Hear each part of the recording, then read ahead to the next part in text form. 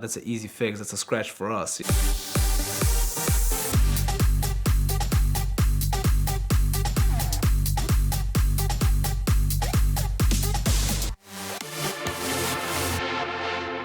In November of 2019, Arnie Toman, Doug Tabbitt, and Berkeley Chadwick broke my Cannonball record. And obviously I was sad to see that happen, but I was amazed at exactly how they had done it. Certainly a spared no expense approach in an amazing car with a ton of power and every gadget we ever could have dreamt of. They took Arnie's E63 AMG. And a few months later, about a year ago now, right as the shutdown began, Arnie was scouting across his home state of Illinois for another team that was interested in chasing the diesel record. And so after leading them for a couple hundred miles, Arnie pulled off onto the shoulder and got out to make a quick video of them flying by.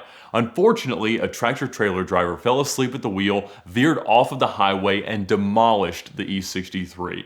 And as anybody that loves Arnie, loves Cannonball, and certainly those of us that love the cars that we've attempted records in, it was just heartbreaking to watch, and certainly this car needed to be rebuilt. So Arnie began the process of buying it back from his insurance company and trying to figure out how realistic that was for a car that was hit by a tractor-trailer that wasn't even on the brakes. Of course, throughout the pandemic, we saw the Cannonball record fall many times, including again to Arnie and Doug as they went out in an Audi S6, which they conceded was not nearly the car the E63 was, and they reclaimed what is still the current record. Now, of course, this is a car that has to be rebuilt, but there's a big difference in a normal car rebuild and a rebuild for YouTube. This didn't just have to look great, it had to be a truly fixed car that could be driven and be driven quickly. So around that time, a conversation began between Arnie and Fonzie of Foreign Builds. Fonzie had been in here in October to tell stories about rebuilding the Performante that had been on the channel a couple of times, and G63s, and all the cars that they love to rebuild, especially Mercedes. And so when he was here, in addition to talking about those other cars, he talked a bit about his excitement at the prospect of rebuilding the world's fastest car. So at one point we were just scrolling kind of through Copart, right? And we noticed this E63 and it's crashed into a quarter panel. And my camera guy, Tim, he's like, I know this car from somewhere, you know? So we kind of start looking through Instagram, and I guess he saw Arnie's, I guess I didn't know him at the time.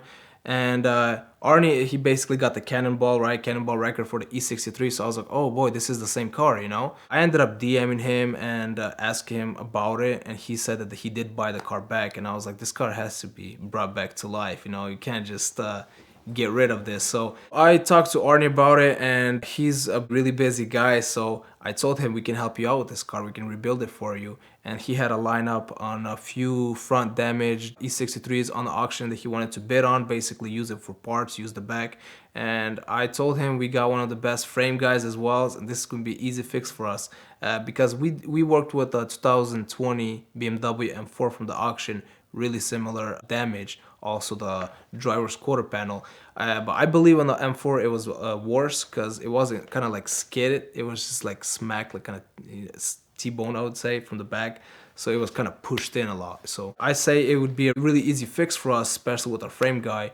You know, all we need to do is just get the parts. So we ended up talking, and he wants us to rebuild it now. And he's basically, we're just waiting in the auction to get like a good parts car, you know, so we can end up using the back portion of the car for parts and using the rest to sell the parts. So you're pretty much not losing money at all. You might even make some money back. You know, you fix your car and you also sell some parts and make some money off of that. The way I see it, and I actually showed my frame guy the pictures as well, so that back portion of the driver's side quarter panel, you just kind of make a cut in the middle of the trunk and kind of right there by the rear glass, and you just swap the whole quarter panel out. And the other side of the quarter panel is damaged. It's pretty much only the skin. If there is a little bit of frame pushed in, you can obviously pull it out and fix it, but it's mostly just the skin there. So I'm not even worried about the other side. That's an easy fix. That's a scratch for us, you know, since we've been around cars for life.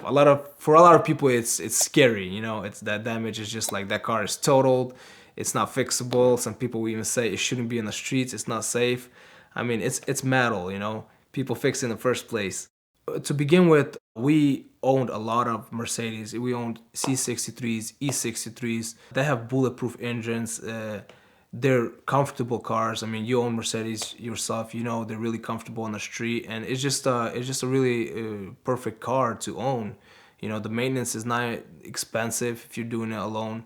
You know, the parts are literally everywhere. If you want to buy parts for any Mercedes, it's just splattered across the globe everywhere, you know, every website, you know. Especially a lot of Mercedes depreciate really fast, you know. And the good thing about Mercedes is, for example, when I needed sensors or something for my G-Wagon, it would be the same sensor. It would be for S-Class, E-Class, C-Class, you know what I mean? So that part is literally everywhere, and I have options for prices, you know. So the thing about when we rebuild cars versus like rebuild cars for YouTube, I mean, we obviously do it for YouTube, but as well, what people don't know, when we rebuild cars, they have to be perfect because our cars always go through inspections. Because a lot of cars that we do behind the scenes, behind the cameras, they go to dealerships out of state, you know, and the cars go through like a 3-day inspection. And if there's something off, even as little as a missing clip, they will send the car right back with a punch list and we have to fix it. They look at every bolt, every screw, every clip, they look at everything, you know,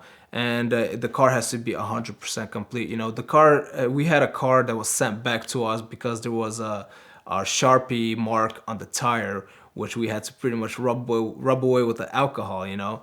So when we do cars, the cars have to be perfect, you know. The paint has to be 100%. It can have no dings, it can have no scratches. If something like that, we have to repaint it. So we do cars off camera for work, you know, for dealerships. At the same time, we do it, a lot of cars we do just for fun, just for ourselves, you know, because we're into cars. I mean, we have daily jobs, right? And then on nights we're just sitting there messing around and working on cars. You know, a lot of cars we just rebuild for, you know, for nothing. We just, people supply us with parts and we rebuild them for pretty much for free, you know.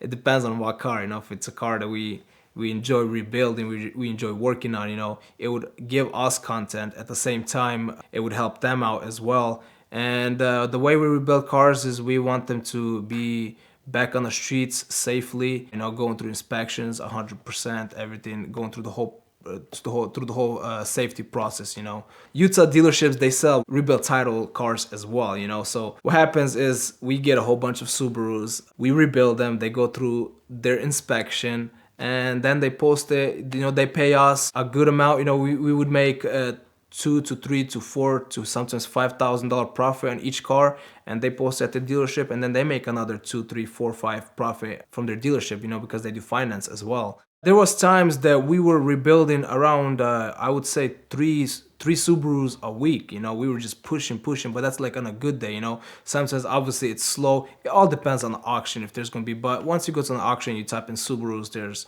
you know, it's not like a Lamborghini, you have to search for it. Subarus, there's so much salvage Subaru. So we end up purchasing as much as we possibly can.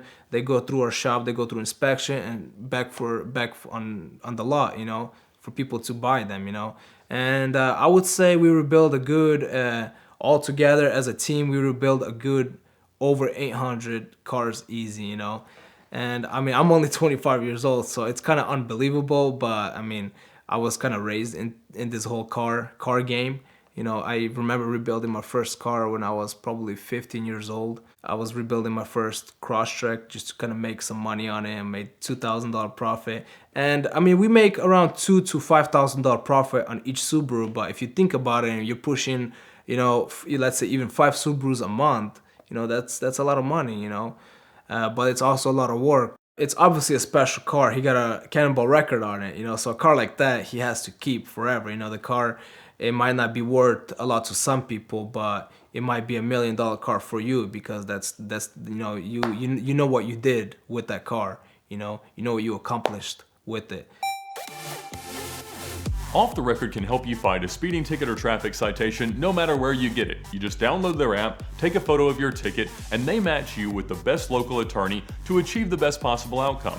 They can help you avoid costly insurance premium increases, points on your license, and other issues. And when you register, use the code VINwiki for a discount on their services. If you don't have a ticket that you need to fight right now, go ahead and download their app and register using the VINwiki code, and that will reserve your discount for whenever you might need it in the future. It's a great thing to have in your pocket when you never know who's going to pull up behind you on your next road trip.